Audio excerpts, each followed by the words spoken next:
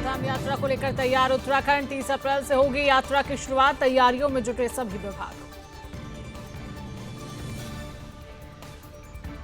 चारधाम यात्रा को लेकर ऑनलाइन रजिस्ट्रेशन की कल से हुई शुरुआत। पहले ही दिन 1.5 लाख से ज्यादा हुए रजिस्ट्रेशन। 30 अप्रैल से शुरू होने वाली चारधाम यात्रा के लिए तैयारियों में जुटा परिवहन विभाग। आरटीओ प्रशासन और चारधाम यात्रा के परिवहन नोडल अधिकारी सुनील शर्मा की अध्यक्षता में हुई वाहन संचालकों की बैठक। चारधाम यात्रा की तैयारियों को लेकर हुई बैठक में बोले परिवहन नोडल अधिकारी सुनील शर्मा। कहा, बैठक का उद्देश्य चारधाम यात्रा में यात्रियों को अच्छी, सुरक्षित और उचित दरों पर वाहन उपलब्ध कराना है। चारधाम यात्रा को लेकर अभी से टूटे सारे रिकॉर्ड। यात्रा के 1.5 महीने पहले ही GMVN के पास 2 करोड़ रुपए की ज्यादा की एडवांस बुकिंग। 23 मार्च को पूरे होंगे धामी सरकार के 3 साल। पूरे प्रदेश में आयोजित किए जाएंगे जन कल्याण से जुड़े कार्यक्रम। उत्तराखंड में जल्द हो सकता है कैबिनेट विस्तार। कैबिनेट विस्तार से पहले नए बीजेपी प्रदेश अध्यक्ष घोषणा की संभावना। कैबिनेट में 5 पद पड़े हैं खाली। लंबे समय से उत्तराखंड SDRF का नेतृत्व कर रही रिद्धिम अग्रवाल को बनाया गया DIG कुमाऊं। कार्यभार ग्रहण करते ही DIG ने गिनाई अपनी प्राथमिकताएं। कहा, महिला सुरक्षा जैसे मुद्दे अहम रहेंगे। उत्तराखंड में अवैध मदरसों के खिलाफ धामी सरकार का एक्शन लगातार जारी। पूरे प्रदेश में अवैध मदरसों के खिलाफ व्यापक स्तर पर चलाए जा रही अभियान के तहत अब तक पूरे उत्तराखंड में 110 मदरसे बंद। हल्द्वानी में पुलिस को मिली बड़ी सफलता। डकैती के आरोपी को किया गिरफ्तार। बदमाश ने की थी लगभग 6 लाख लूट।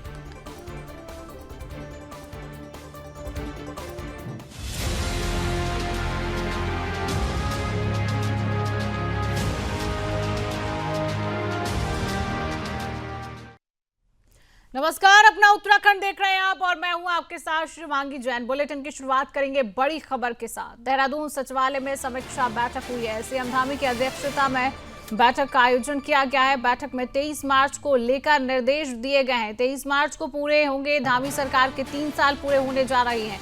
3 साल पूरे होने पर कई कार्यक्रम आयोजित किए जाएंगे। जगह जगह जन कल्याण शिविर लगाए जाएंगे। सरकारी योजनाओं को अंतिम छोर तक पहुंचाने की कोशिश लगातार जारी है। CM पुष्कर सिंह धामी की वर्तमान सरकार ने अपने 3 साल पूरे कर लिए हैं, जिसको लेकर जगह जगह कार्यक्रम आयोजित किए जाएंगे। जिसको लेकर आज देहरादून सचिवालय में समीक्षा बैठक हुई है, जिसमें सभी जिलाधिकारियों को निर्देश दिए गए हैं कि प्रदेश सरकार के 3 साल पूरे होने पर 22 मार्च से 25 मार्च तक सभी जिला मुख्यालयों में, 24 मार्च से 30 मार्च तक ब्लॉक और विधानसभा स्तर पर आयोजित होने वाले बहुउद्देशीय शिविरों का संचालन प्रभावी, पारदर्शी और सुव्यवस्थित तरीके से किया जाए। अधिकारियों को भी निर्देशित किया गया है कि शिविरों में आने वाले नागरिकों को सभी सेवाएं त्वरित और पारदर्शी रूप से उपलब्ध कराई जाए, जिससे कोई भी वंचित ना रहे। CM धामी ने कहा है कि हमारी सरकार ने बीते 3 सालों में विकास और जन कल्याण के लिए कई ऐतिहासिक कदम उठाए हैं। इन शिविरों के माध्यम से यह सुनिश्चित किया जाएगा कि सरकारी योजनाएं अंतिम छोर तक खड़े व्यक्ति तक पहुंचे और हर जरूरतमंद को उसका अधिकार मिले। इसके साथ ही CM धामी ने प्रदेशवासियों से अपील की है कि ज्यादा से ज्यादा संख्या में इन शिविरों में पहुंचे और अन्य लोगों को भी इसकी जानकारी दें, ताकि सभी पात्र नागरिक इसका लाभ उठा सकें।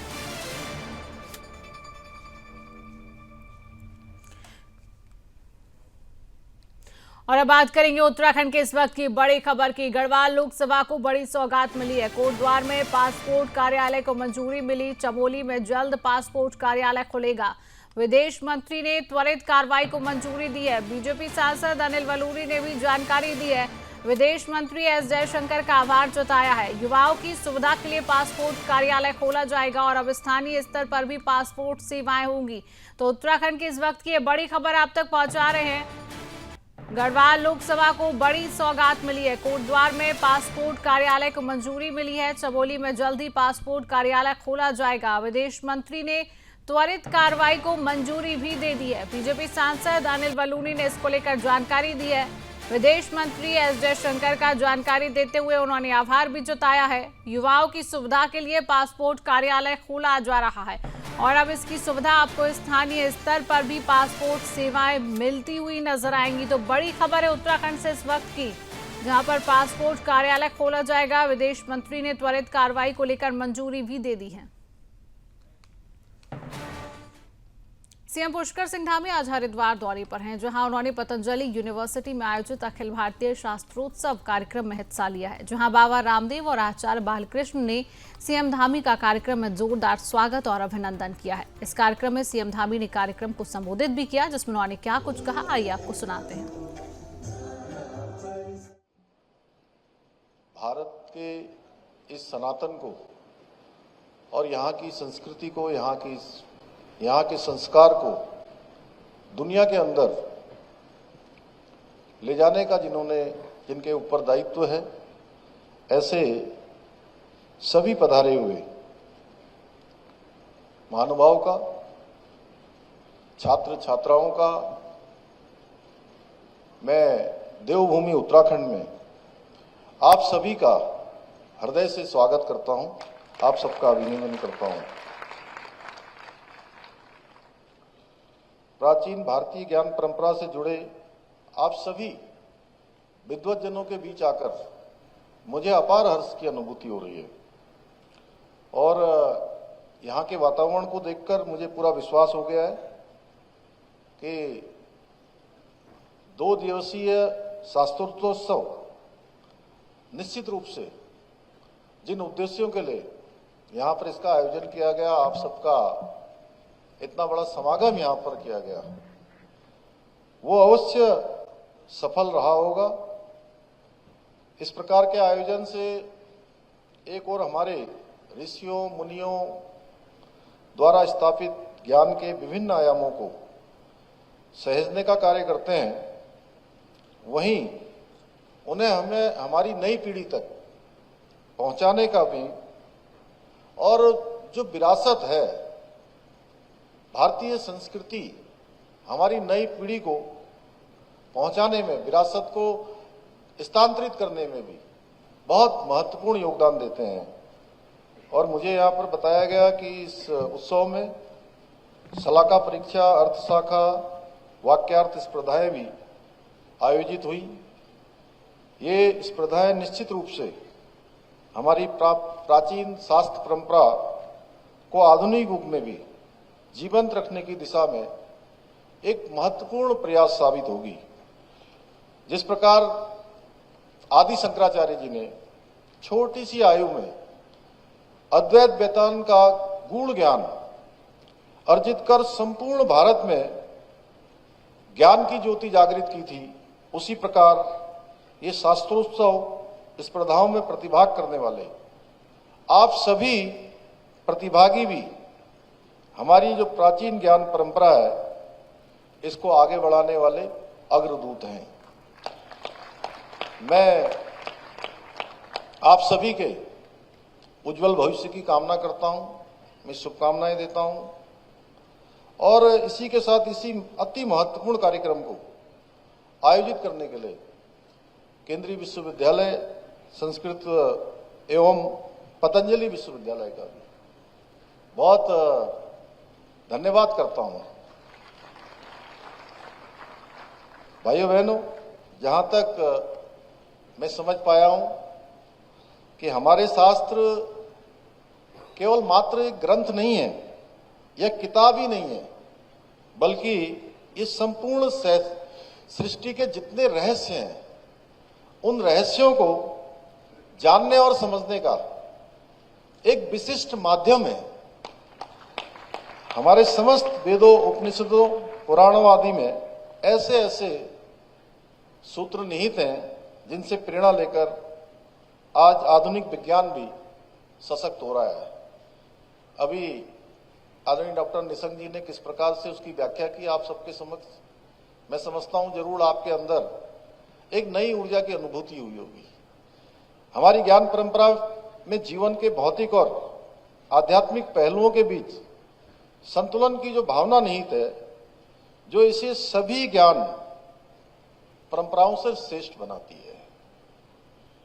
हमारे शास्त्र जहां एक ओर योगासन, प्राणायाम और ध्यान द्वारा शरीर और मस्तिष्क को स्वस्थ रखने की बात सिखाते हैं, वहीं अंकगणित, बीज गणित, ज्यामिति, व्याकरण, जीव विज्ञान, भौतिक विज्ञान, रसायन विज्ञान, चिकित्सा शास्त्र और खगोल शास्त्र आदि ऐसे ऐसे गूढ़ रहस्यों से पर्दा उठाते हैं जिन्हें देखकर जो आधुनिक गणितज्ञ और वैज्ञानिक भी सच में आश्चर्यचकित हो जाते हैं। हमें आज की युवा पीढ़ी को यह बताने की आवश्यकता है कि भारतीय गणितज्ञों ने शून्य और दशमलव जैसी अद्वितीय अवधारणा को विकसित किया था, जिनके ऊपर आज का पूरा आधुनिक विज्ञान टिका हुआ है। ऐसे ही न जाने कितने रहस्य जिन्हें हम आज की युवा पीढ़ी को हम सबको बताना होगा कि इसके लिए ये शास्त्रोत्सव जैसे आयोजन बहुत महत्वपूर्ण साबित हो सकते हैं, जिसमें हम अपनी विरासत, हमारे ऋषि मुनियों के द्वारा किए गए जो उस समय की तपस्या, उनके अनुसंधान, जो नई पीढ़ी को हम बता सकते हैं, उनको स्थानांतरित कर सकते हैं, विरासत को आगे बढ़ाने के लिए उनको प्रेरित कर सकते हैं। भाइयों बहनों, आदरणीय प्रधानमंत्री श्री नरेंद्र मोदी जी के कुशल नेतृत्व में आज भारतीय ज्ञान परंपरा और संस्कृति को वैश्विक स्तर पर पुनः सम्मान मिल रहा है। उनसे प्रेरणा लेकर हमारी सरकार भी प्रदेश में हमारी प्राचीन संस्कृति और ज्ञान को संरक्षित और संवर्धित करने की दिशा में निरंतर काम कर रही है। लगातार एक पल रुके बिना, एक क्षण रुके बिना जो भी हमारे धार्मिक स्थान है, हमारे मंदिर है, उन सभी के नवनिर्माण के लिए, उनके पुनर्निर्माण के लिए, उनके विस्तार के लिए हम निरंतरता से यहाँ कार्य कर रहे हैं। आज इस मंच के माध्यम से मैं पूज्य स्वामी रामदेव जी, आचार्य बालकृष्ण जी और समस्त पतंजलि परिवार को भी विशेष रूप से धन्यवाद देना चाहूँगा, क्योंकि उनके द्वारा प्राचीन भारतीय ज्ञान को आने वाली नई पीढ़ियों तक पहुँचाने का जो महा अभियान प्रारंभ किया गया है, उसके सफल परिणाम हमारे सामने आने लग गए हैं। आज के इस अवसर पर मैं एक अपने मन की बात भी कहूं या मुझे लगता है कि अपेक्षा कहूं, एक सुझाव के रूप में कि प्रायः हम लोग रामायण, महाभारत आदि जो हमारे ग्रंथ हैं, उन ग्रंथों के बारे में जानकारी रखते हैं, लेकिन वेदों और उपनिषदों के विषय में बहुत कम जानते हैं। मैं आज उत्तराखंड की धामी सरकार के 3 साल पूरे हो गए हैं। सरकार के 3 साल के कार्यकाल पूर्ण होने पर बीजेपी ने प्रेस कॉन्फ्रेंस कर अपनी उपलब्धियां गिनाई हैं। बीजेपी के प्रदेश प्रवक्ता सुरेश जोशी ने सरकार के 3 साल के कार्यकाल को बेहद शानदार और बेमिसाल बताया है। उन्होंने कहा कि युवा मुख्यमंत्री के नेतृत्व में प्रदेश में विकास तेजी से हो रहा है। ऋषिकेश से कर्णप्रयाग रेल मार्ग, पहाड़ों में हेली सेवा जैसे अद्भुत कार्य हुए हैं। बीजेपी प्रवक्ता ने कहा कि प्रधानमंत्री जब जब उत्तराखंड आए तो प्रदेश को एक बड़ी सौगात मिली है। उन्होंने कहा कि केंद्र से 4200 करोड़ की रोपवे कनेक्टिविटी के लिए मंजूरी मिली। इसके साथ ही उन्होंने क्या कुछ कहा, आइए आपको सुनाते हैं।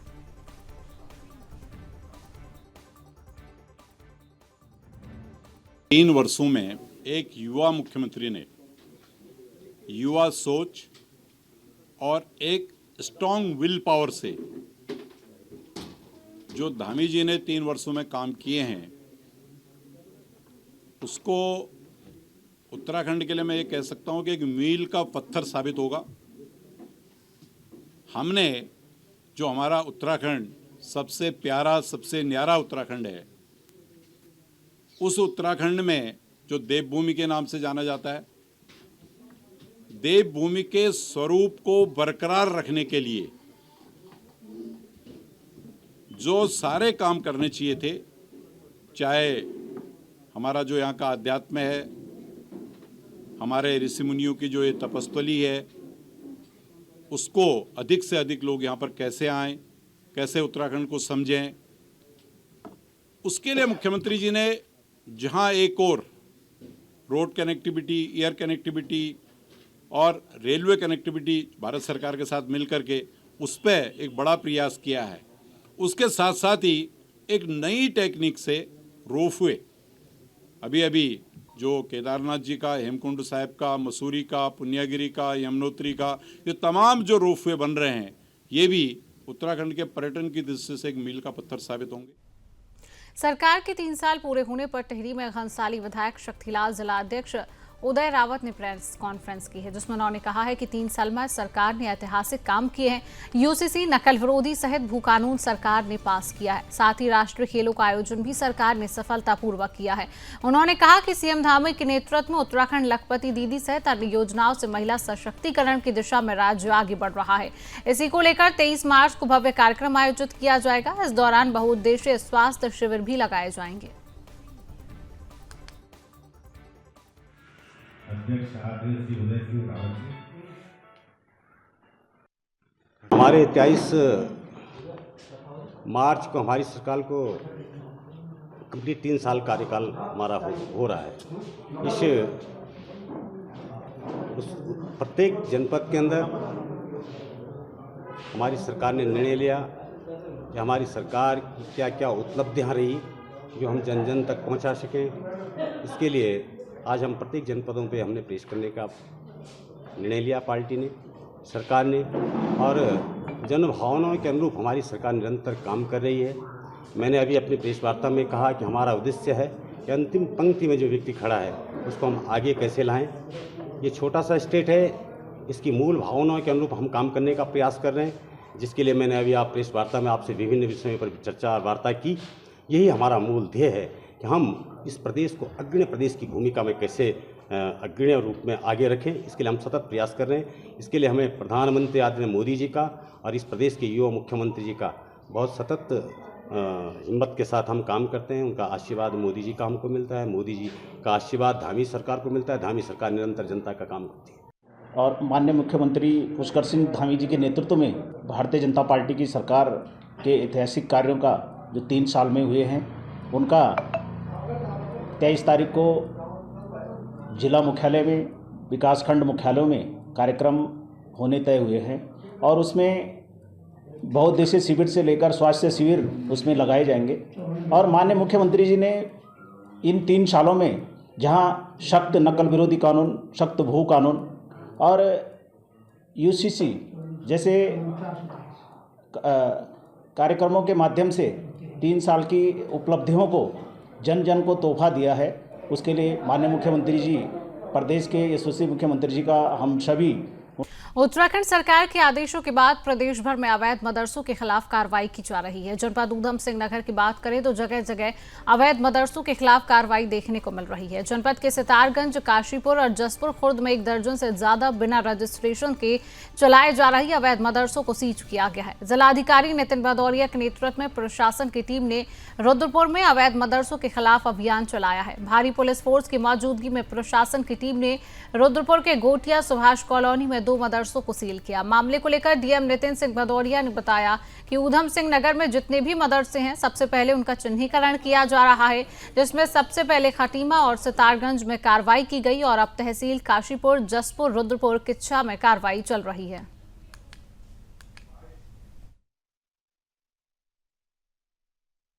ऊधम सिंह नगर में जितने भी हमारे मदरसे, सर्वप्रथम हम लोगों ने इनका चिन्हीकरण किया गया। इन चिन्हीकरण के अंतर्गत सबसे पहले तहसील खटीमा में कार्रवाई संपादित की गई। उसके बाद तहसील सितारगंज, तहसील आज यहाँ पे हमारा काशीपुर में कार्रवाई चल रही है। तो एक एक तहसील को इसमें लिया जा रहा है और सभी मदरसों में, क्योंकि हमको कुछ फोर्स की भी आवश्यकता होती है जब हम लोग करते हैं, पूरी टीम जाकर इसको देखती है, जिसमें समाज कल्याण अधिकारी और माइनॉरिटी वेलफेयर ऑफिसर भी मौजूद रहते हैं। तो इसमें हमारे 2 फेज में पूरी कार्रवाई संपादित की जा रही है।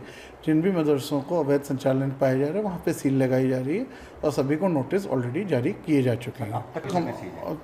अभी तक हमारे संख्या लगभग हमें 50 के आसपास हमारे मदरसों की वो हो चुकी है। लगभग हमारे 30 के आसपास लगभग सील हो चुके हैं। इसमें संख्या वेरी करती है क्योंकि हमारी डेली रिपोर्टिंग रोज आती है और जो आज के एंड की जो डे की रिपोर्टिंग आएगी उसी के क्रम में हम लोग अपने पूरी एग्जैक्ट संख्या दे पाएंगे। उत्तराखंड में पति पत्नी के पवित्र रिश्ते को शर्मसार करने वाला मामला सामने आया है, जहां किच्छा में कलयुगी पत्नी ने अपने प्रेमी के साथ मिलकर पति की हत्या करने के बाद उसके शव को खेत में फेंक दिया।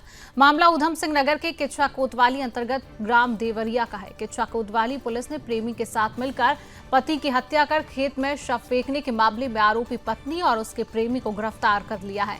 मामले का खुलासा करते हुए जिले को एसपी क्राइम निहारिका तोमर ने मीडिया को जानकारी दी, जिसमें उन्होंने बताया कि आरोपी पत्नी पारुल ने 17 मार्च को पति हरीश की गुमशुदगी दर्ज कराते हुए बताया कि 15 मार्च को की रात हरीश लापता हो गया है। पुलिस ने तहरीर की जांच शुरू कर दी है। पुलिस ने 17 मार्च को हरीश का शव किच्छा कोतवाली के अंतर देवरिया के खेत से लहूलुहान अवस्था में बरामद कर लिया। इसी बीच मृतक के भाई शंकर ने अपने भाई की हत्या की रिपोर्ट दर्ज करते हुए शक जाहिर किया कि उसके भाई हरीश की हत्या उसी की पत्नी पारुल और उसके प्रेमी रईस अहमद उर्फ बाबू ने मिलकर की है, जिस पर पुलिस ने जांच शुरू की और आरोपियों को गिरफ्तार किया है।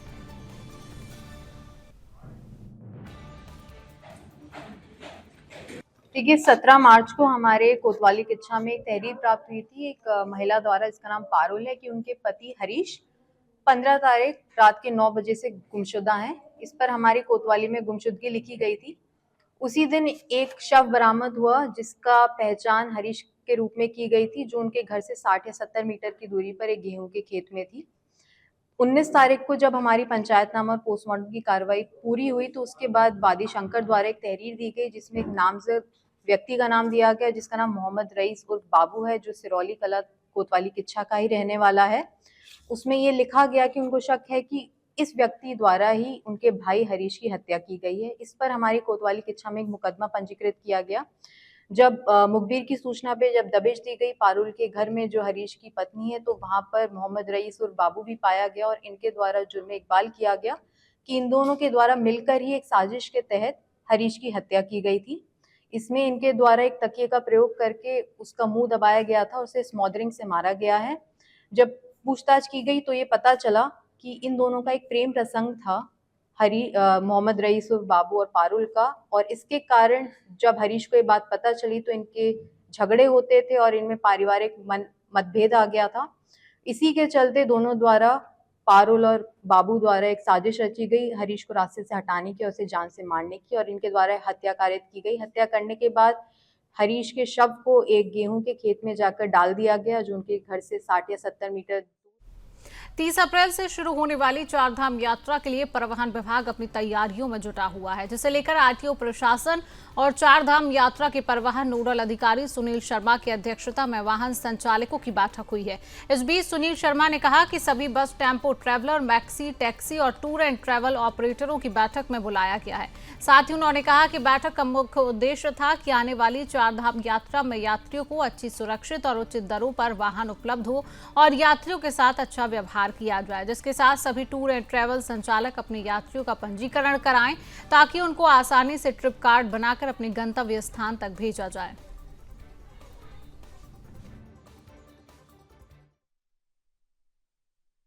ये चारधाम यात्रा 2025 को देखते हुए हमने अपनी पूरी तैयारियां शुरू कर दी हैं। ज़्यादातर काम हमारा पूरा कर लिया गया है। इसी के क्रम में हमारे द्वारा सारे जो ट्रांसपोर्ट से संबंधित व्यवसायी हैं, चाहे वो बस ऑपरेटर हो, tempo traveller operator, maxi, taxi operator या फिर टूर एंड ट्रैवल ऑपरेटर्स हों, उन सबको मिलाकर एक बैठक करी थी। और बैठक का मुख्य उद्देश्य ये था कि आने वाली चारधाम यात्रा में एक तो जो यात्री आ रहे हैं उन्हें अच्छी, सुरक्षित और अफोर्डेबल रेट पर गाड़ियाँ उपलब्ध हों। दूसरा, उनके यात्रियों के साथ व्यवहार बहुत अच्छा होना चाहिए। तीसरा, जो भी यात्री ये लोग टूर एंड ट्रैवल्स वाले लेकर आते हैं उनको पहले पूर्व में पंजीकृत करा के लेकर आएँ, ताकि उनको आसानी से ट्रिप कार्ड बनाकर अपने गंतव्य स्थान तक भेजा जा सके। इसके अंतर्गत ट्रांसपोर्टरों द्वारा ये हमसे लोगों से डिमांड करी गई है कि जो बाहर से आने वाली गाड़ियां हैं उनके द्वारा लोकल पर ही सवारियां उठाई जाती हैं, जिससे उनको बिजनेस का नुकसान होता है।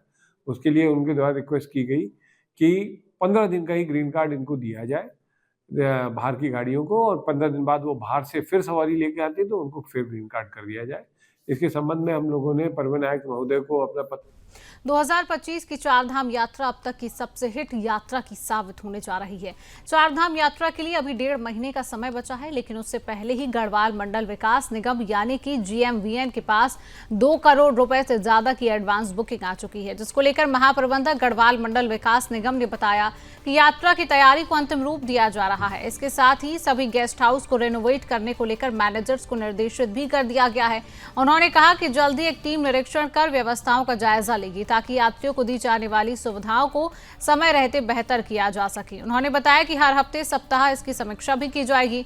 बता दें कि 30 अप्रैल से उत्तराखंड में चारधाम यात्रा शुरू हो रही है। उससे पहले सभी विभागों ने तैयारी को अंतिम रूप देना शुरू कर दिया है।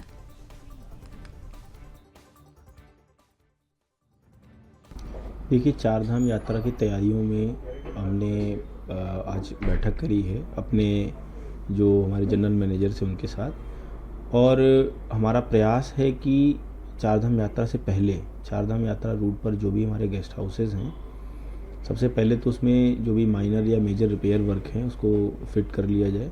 तो रिपेयर वर्क के लिए निर्देशित कर दिया गया है। और चूँकि कई जगह ऐसी भी हैं जहाँ पर काफ़ी ज़्यादा मात्रा में बर्फ़ भी है, तो वहाँ कार्य बर्फ़ थोड़ा सा पिघलेगी, उसके बाद ही प्रारंभ होगा। तो इस संदर्भ में जो हमारी प्रशासनिक कार्रवाइयाँ हैं वो हम लोग आज लग करके उसको पूरा कर रहे हैं। और एक निर्णय ये भी हुआ है कि प्रत्येक सप्ताह हम अपने स्तर से इसमें समीक्षा करेंगे। और जो हमारे होटल के या गेस्ट हाउसेस के जो मैनेजर्स हैं उस पर GM साहब वो भी व्यक्तिगत रूप से उनसे समीक्षा कर रहे हैं।